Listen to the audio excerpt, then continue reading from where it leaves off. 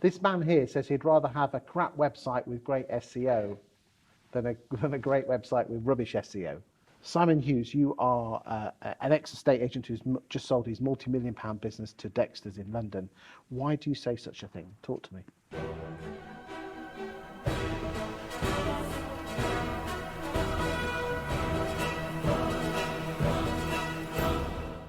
Websites, you've got to be seen. You've got to be seen. And there's so many websites out there that get it wrong. And as I say, it's like having a shop front, which is a great bit of advertising, but shutters down the whole time. People are not going to see you. With websites, you've got to optimize them correctly. If you don't, you're not going to be seen. And this is probably the biggest part of marketing that you can look at the moment. Taking away the marketing of property. Okay, so that's nothing. We're not talking about putting the I mean, let's be honest. That's just Rightmove's job, isn't it? I'll probably disagree with you a little bit. I know. I'm only doing that just to wind you up a bit. Yeah. No. Well, let's come back to the properties in a second. But let's come back to this SEO and estate agency website combo. Yes.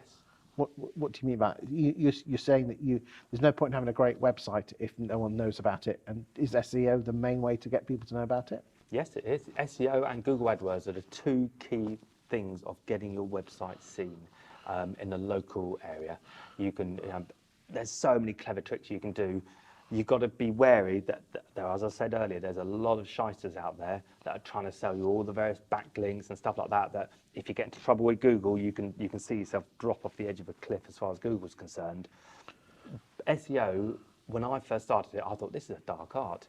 Cool, we need professionals to do it because it is an absolute dark art. But actually, it's not. It's not a dark art at all. It's about getting the right resources and getting the right material on there. Okay, let's get some value for the boys and girls out there in estate agency land. Give me some top tips. Top tips on SEO. Get your content right. I mean, this is really basic stuff. I mean, your website should have decent enough backlinks, and you can build this over a period of time. What do you mean by backlinks? Someone might not know what we're talking about here. So you've got backlinks that ultimately it builds trust in your website. A backlink is where it relates to a backlink of another website that can then give you kudos. So, for example, if there's a backlink of something that's very popular, say Amazon. I mean, I'm not suggesting this for a minute, but for Amazon, the Google will see that you've got the trustworthiness of a site like Amazon on there. So if you're writing an article about the local property market and you're talking about, say, the Times mentioned, put a link to the Times.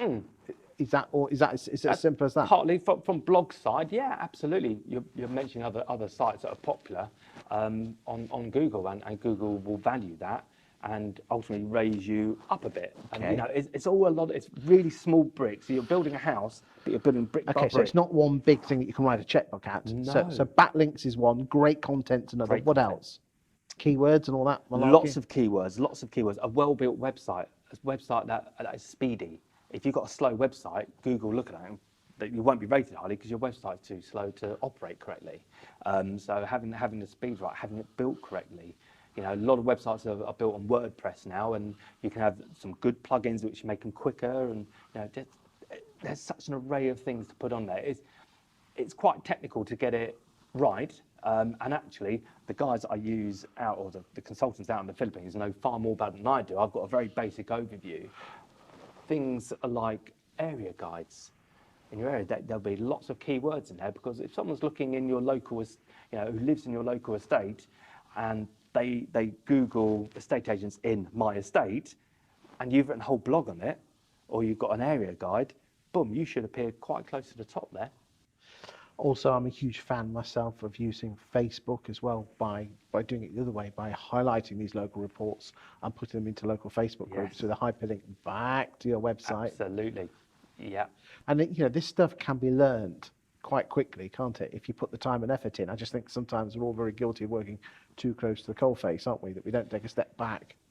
Yeah, absolutely. I mean, things like area guides, you can write yourself and just understand how to get them put on correctly. And you're right. On Facebook, you've got so many community groups that if you get something related to their community group, link back to your site. What a great way of I mean, getting eyeballs. I'm a big fan of estate agents writing their own articles about what's happening in the property market, house prices and rents and yields like that. So it's all about great content. You know, don't just assume that because you've got a few static pages and a few listings, you're going to rise to the top. You're not, are you? No. And no. Google AdWords, what's your top advice on those?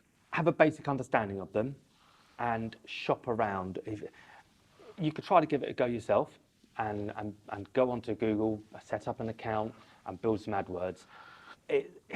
You've got to give it time. I would say the best thing to do is employ someone. Obviously, I'll happily speak to anyone who's looking in this area. But They can get hold of you through, I'm assuming, LinkedIn or something, yeah? Yeah, through LinkedIn. I'm on there. And just take your time choosing who your provider is, because if they get it wrong, it's going to cost you a lot of money. And test and measure, boys and girls. Test and measure. Test different campaigns. See what works, split what test. doesn't. Trust me. You know, this stuff works if you put the time and the effort in. Yeah, and the key thing is when you go ahead with this, on a monthly basis, you should be looking at an AdWords report. And the same with SEO. You should have analytics on your website so that you know what's working and what's not working and what is providing you. Because if you've got a website that's not giving you any leads and you're paying someone to do that, you might as well invest in something else. Do more leaflets. £20 notes in shredders, that sort of thing. It kind of is. But yeah, so measure everything, and measurement in this arena is so important. Lovely. Thank you for your time today, Simon. Thank you.